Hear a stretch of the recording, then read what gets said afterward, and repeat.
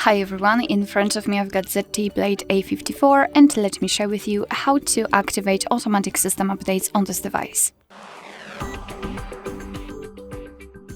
So let's start with opening the settings, and here we have to scroll down to the very bottom to find About Phone. Let's localize the build number and keep tapping on it until you'll see that you're in the developer mode. It is necessary to be able to find a proper option.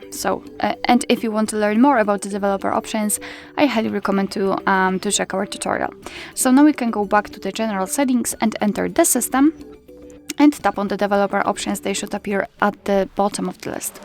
So now all we have to do is to find automatic system updates option and tap on the switcher to apply it, and from now on, since this option is active, your device is allowed to apply the updates whenever it will be restarted. So you do not really have to remember about updating your device, however, remember about restarting it from time to time, so it will have a chance to download and apply the updates.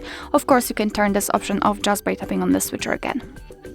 Alright, so that will be all. Thank you so much for watching. I hope that this video was helpful, and if it was, please hit the subscribe button and leave the thumbs up.